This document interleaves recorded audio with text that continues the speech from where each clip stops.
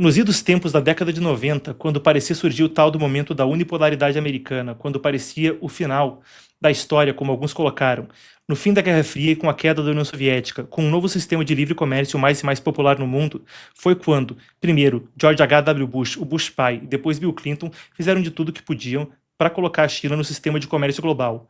A tese era, com uma economia mais aberta, assim como está acontecendo no leste da Europa, Polônia, Hungria, Tchecoslováquia, depois República Tcheca e Eslováquia e por aí vai, o regime também vai se tornar mais aberto. Ora, 30 anos depois, até para referenciar, isso estava na Estratégia de Segurança Nacional Americana que a gente citou no bloco anterior, não foi o que aconteceu. O regime se tornou autoritário, ampliou até seu autoritarismo, voltou a seus piores tempos de repressão a minorias religiosas, como é o caso com a perseguição de minorias de fé no país, praticantes de Falun Gong, cristãos, muçulmanos uigures e por aí vai, mas ao mesmo tempo também conseguiu entrelaçar sua economia com países pelo mundo de uma forma que a União Soviética jamais conseguiu. Alguns dizem isso seria by design, de propósito, no sentido de que com essa economia entrelaçada poderia se tornar mais doloroso, mais difícil, mais lento tentar fazer algo quando aquele regime inevitavelmente se tornasse uma ameaça geopolítica e passasse a ter uma postura diferente no planeta. 30 anos depois foi o que aconteceu. Entrou na Organização Mundial do Comércio, se tornou a segunda maior economia do mundo e agora tem o seguinte dado, chega a 1 trilhão, com T de tatu, a gente tem a matéria da Reuters aqui do lado. O Partido Comunista Chinês, então, agora tem esse número. A China chega a 1 trilhão de dólares de superávit comercial pela primeira vez. O que isso significa, seguindo adiante, é o que a gente espera para ver, conforme o Politburo. Então, a unidade, o corpo decisório máximo do partido fala sobre tentar diversificar isso. E não vê isso com bons olhos, dizendo que é uma dependência muito grande do exterior. E, com a guerra comercial, a gente viu como isso pode ter um impacto grande, seja só ali ou ainda para outros países. Mas que consequências poderia ter a China, comandada pelo regime do Partido Comunista Chinês, como, aspas, chão de fábrica do mundo, e essas são as palavras usadas nas manchetes pelo estrangeiro entre ontem e hoje, quando a informação foi divulgada. Na sequência, a gente vai para uma entrevista, conforme eu desdobro o assunto com a nossa editora de China. Vem para cá então, Manu, na próxima entrevista que a gente tem hoje.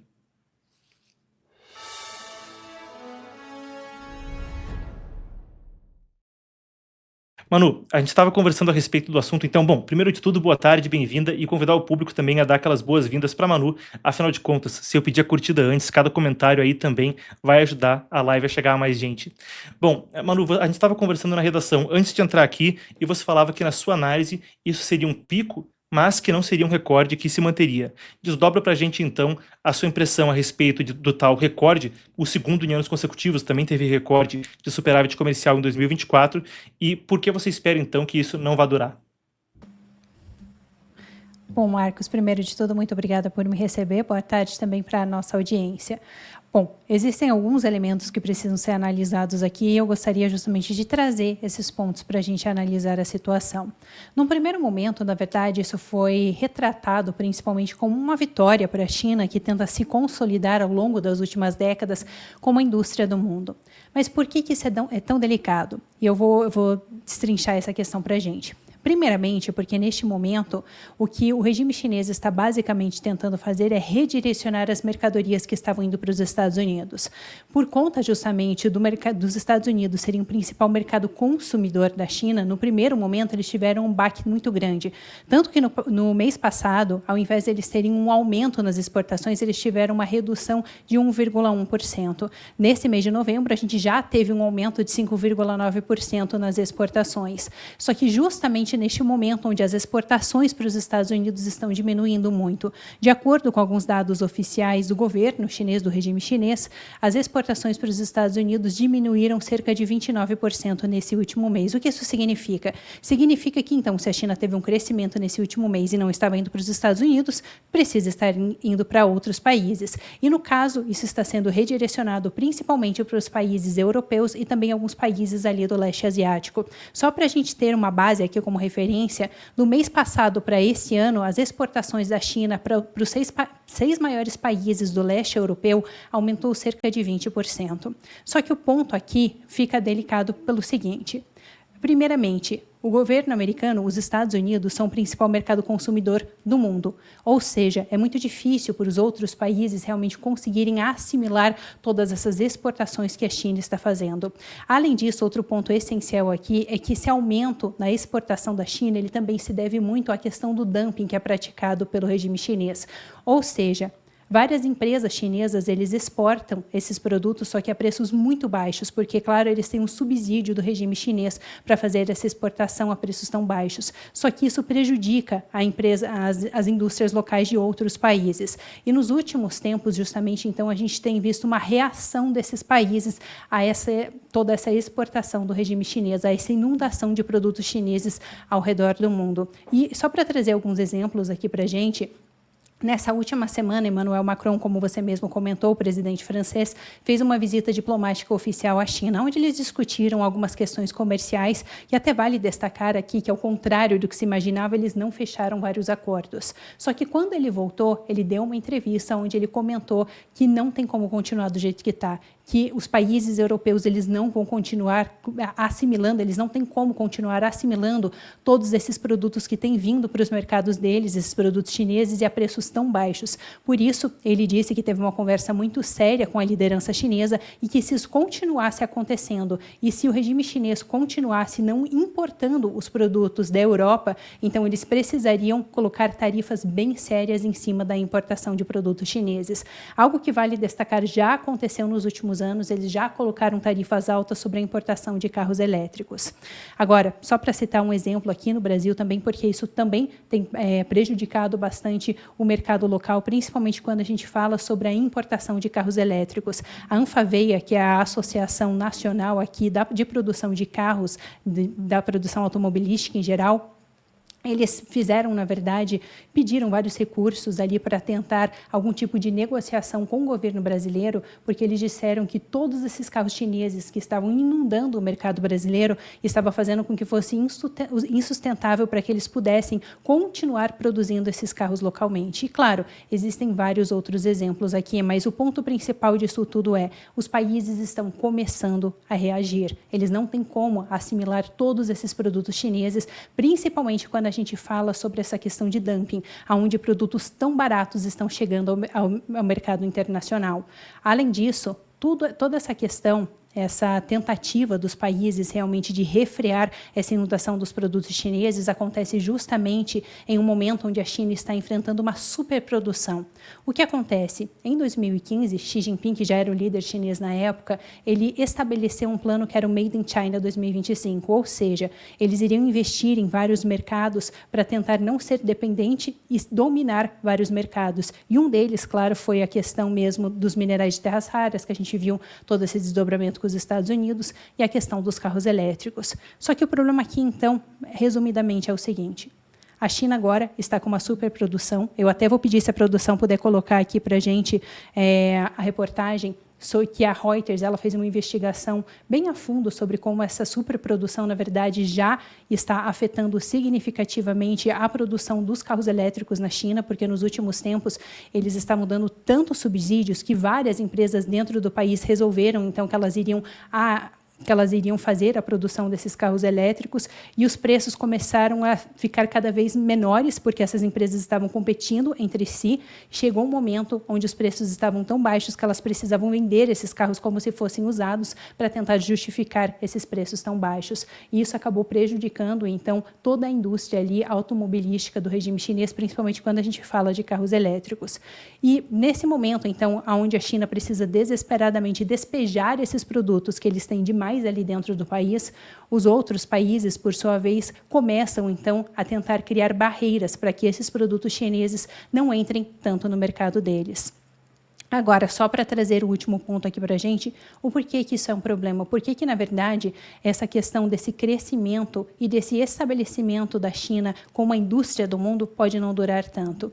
Porque, justamente, a China é muito dependente, se tornou muito dependente nas últimas décadas da exportação desses produtos. Só para a gente ter uma ideia, quando eles chegaram no pico de exportação, cerca de 30% do PIB deles dependia dessas exportações de produtos. E eles têm tentado, nos últimos tempos, incentivar o consumo doméstico. No entanto, é muito delicado realmente eles incentivarem essa questão do consumo nacional por conta da forma como os chineses consomem, porque tradicionalmente eles não são o tipo de população que consome muito, ao contrário dos americanos, que tem muito esse hábito do consumo. Eles geralmente são pessoas que tendem a salvar dinheiro. E justamente neste momento, onde a China está enfrentando várias crises econômicas, muito por conta também, lá a gente teve toda a questão agora da crise no setor imobiliário da China, as pessoas passaram a salvar ainda mais dinheiro, gastar cada vez menos. Então, se a gente analisar bem, na verdade, isso pode rapidamente se tornar um grande problema para a economia chinesa, que vai ter um baixo consumo interno ali e não vai ter para onde direcionar esses produtos.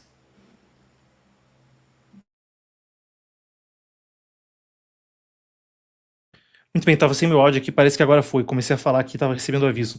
Bom, Manu, mais uma das questões aí, que é uma das... Bom, primeiro de tudo, obrigado pela explicação, e até parece um negócio lógico quando a gente começa a olhar, né? Então, ato contínuo. 1. China depende de exportações do mercado americano. 2. Os americanos começam a botar tarifas e tornar o comércio mais difícil. 3. Eles procuram outros mercados para tentar escoar isso aí. 4. Os outros países não querendo prejudicar suas indústrias locais com essa inundação de produtos, com os subsídios, com o dumping chinês, acabam então por colocar tarifas, e a China fica tendo que reforçar o consumo interno para tentar encontrar alternativas. Mas nesse ponto eu queria te colocar o seguinte, Manu. Eu comecei fazendo um panorama aqui no quadro, quando a gente estava falando a respeito então da Organização Mundial do Comércio, de toda a jornada da China para conseguir se inserir não só na OMC, mas no arquétipo, na arquitetura aí do comércio global depois do final da União Soviética, depois do final da Guerra Fria. É um período no qual, até conselheiros do Partido Comunista Chinês falam isso, parte da estratégia, além da economia, alvejava a questão da geopolítica, no sentido de se entrelaçar economicamente com outros países, de forma a tornar mais difícil, mais complexo, para que houvesse o decoupling, como chamam em inglês, das economias se afastarem. Uma estratégia que, no caso de uma tensão, seja Estados Unidos, onde parece ter funcionado, seja com a Europa, seja com quem for, haveria o fator econômico impedindo que houvesse um aumento das tensões de forma muito rápida, de forma difícil de administrar por Partido Comunista Chinês. Então, com as terras raras, por exemplo, com Taiwan, parece ser um exemplo onde, com a cartada das terras raras, foi impedida uma aceleração das tensões, aparentemente, ali com os Estados Unidos. É uma situação na qual, me parece, aí eu vou querer também pedir a tua análise, e me fala se tu corrobora isso aí, ou se para ti é por outro lado. Existe uma situação na qual existe agora um interesse do governo americano, até dos governos europeus, em parte, de se distanciar da gestão do regime do Partido Comunista Chinês, de distanciar sua cadeia de suprimentos da China, até muito impactados pela dificuldade de conseguir máscaras na pandemia, outros problemas críticos que aconteceram aí em 2020 e 2021 em termos de conseguir importar e a China reter essas exportações. Bom, parece que tem um impulso para diversificar, para mudar a cadeia global de forma a depender menos da China, mas o comércio global se estruturou de tal forma que esse acaba sendo um processo lento, doloroso, complicado para países como os Estados Unidos ou as potências europeias afastarem suas cadeias produtivas, afastarem seu comércio da China. Esse negócio de 1 trilhão agora que a gente está discutindo do superávit é uma coisa que corrobora essa análise, ou na sua perspectiva não é bem por aí? Ajuda a gente a navegar, queria também a sua perspectiva para ver se estou indo pelo caminho certo ou tu pensa outra coisa. Perfeito, Marcos. Bom, então eu acho que a gente precisa analisar alguns pontos aqui. O primeiro deles a gente na verdade já viu algo muito similar acontecendo quando começou ali então a guerra na Ucrânia, justamente porque vários países eram muito dependentes da importação de energia russa, perdão. E no primeiro momento, realmente, teve um impacto muito grande, principalmente ali nos países europeus que tinham essa dependência grande. Vale destacar aqui que, para por exemplo, gás, entre outras coisas, eles ainda têm uma dependência grande. No entanto, rapidamente, eles tiveram que reorganizar a sua economia para tentar, então, importar esses produtos de outros países. E eu acredito que, na verdade, toda essa questão, esse entrelaçamento dos outros países com a economia chinesa, essa dependência da importação de produtos chineses, vai ser muito similar ao que aconteceu, então, com esses países e a importação de energia russa quando começou a guerra na Ucrânia. Eu acredito que, nesse primeiro momento, o impacto vai ser grande, porque, claro, a gente está falando agora não somente dos países europeus, mas de vários países ao redor do mundo, porque, na minha opinião, na verdade, isso reorganiza a dinâmica entre vários países e não somente entre Estados Unidos e também as potências europeias, porque como a gente estava comentando ali justamente no primeiro momento dessa nossa conversa, nesse momento o regime chinês então está tentando redirecionar esses produtos que iam para os Estados Unidos. Então outros países também vão sentir essa questão de vários produtos chineses inundando o seu mercado. O que acontece aqui? Embora realmente neste primeiro momento esse impacto possa ser grande, eu acredito que, na verdade, a um longo prazo, isso só vai reorganizar a relação entre vários países, porque isso tem tudo a ver com os principais objetivos do governo americano de trazer novamente a indústria para dentro do seu país. Justamente porque, obviamente, se a gente tem essas relações comerciais mais livres entre os países, isso acaba favorecendo as grandes corporações e dificulta muito com que empresas locais consigam realmente se desenvolver. Por exemplo, se a gente tem um livre comércio ali entre Estados Unidos e China, claro, essa é uma situação hipotética, mas seria muito difícil para aquelas empresas dentro dos Estados Unidos, as empresas menores, geralmente que são lideradas ali pela classe média, que elas consigam se desenvolver, porque elas não vão conseguir competir, então, com os preços dessas empresas maiores chinesas que vão se estabelecer ali dentro do mercado deles. Com o tempo, o que acaba acontecendo? Existe, geralmente, uma desindustrialização dos países. Algo que a gente viu, inclusive, acontecendo bastante aqui no nosso próprio país, onde a gente teve uma dependência cada vez maior da importação de produtos chineses e de uma desindustrialização ao longo dos últimos anos. Então, eu acredito que, na verdade, isso vai forçar os países, ao longo dos próximos anos, a tentar voltar a se reindustrializar, justamente porque, provavelmente, a dinâmica entre os países vai começar a se alterar. E não somente, vale destacar aqui, por essa liderança dos Estados Unidos de tentar moldar as relações, principalmente quando a gente fala ali da imposição de tarifas, mas também porque muitos países começaram a perceber ao longo dos últimos anos que é muito complexo realmente ter essas relações tão entrelaçadas com a China.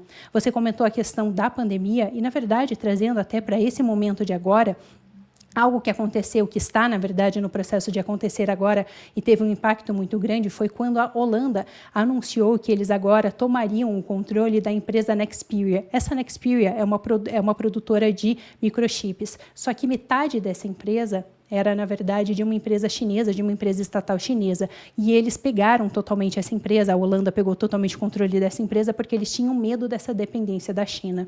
Quando eles anunciaram isso, o regime chinês, então, ordenou que essa empresa chinesa, que, na verdade, controlava, eles faziam todo o processo de finalização desses microchips e de distribuição. E o regime chinês ordenou, então, que essa empresa chinesa que fazia a redistribuição, que eles simplesmente barrassem toda a exportação desses microchips. E vale destacar aqui que esse é um microchip muito importante utilizado no setor automobilístico. Então, por exemplo, grandes empresas como a Honda, eles tiveram que parar as produções deles porque eles não tinham acesso a esses microchips. Só que isso acende um alerta nos países. Não tem como depender de um país onde o controle estatal é tão grande. Não tem como depender de um país onde, se o regime chinês fica irritado com você, então você não tem mais como fazer negócios com essas empresas. Então, torna essas relações muito delicadas. E, ao meu ver, na verdade, isso, por mais difícil que seja, pode ser um primeiro passo para que vários países tentem, então, tomar esse caminho de tentar trazer novamente a indústria para dentro dos seus países. Bom, perfeito. Então, Manu, muito obrigado por ajudar a gente a desdobrar a questão. A gente vai seguir monitorando e ainda, lembrando, pessoal, quem ainda não está assistindo a Manu no China em Foco, confiram o canal onde ela está desdobrando. Manu, até brevemente aí, mas tem vídeo vindo aí, deve ir ao ar hoje, você trazendo então a informação a respeito de um vídeo que agora vem à tona de um general chinês que foi um dos que se recusar a abrir fogo na Praça da Paz Celestial. Fala pra gente o que está vindo aí no China em Foco hoje e eu já te libero.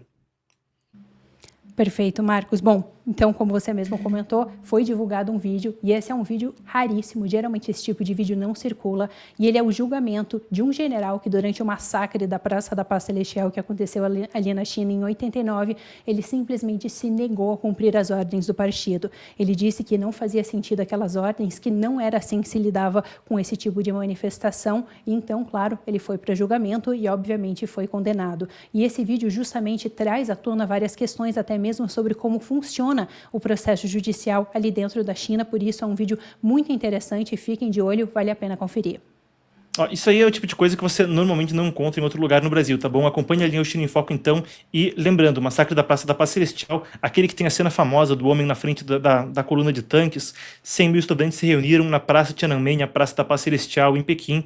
O exército chinês abriu fogo, eles pediam por democracia, 10 mil morreram. Agora, um general que se recusou a abrir fogo, vídeo vazado do depoimento dele, e a Manu traz a reportagem mais tarde no canal China em Foco, onde ela está cobrindo China com a gente aqui do Epoch Times. Combinado? Então, acessem lá, vocês vão conferir mais tarde. Manu, muito obrigado.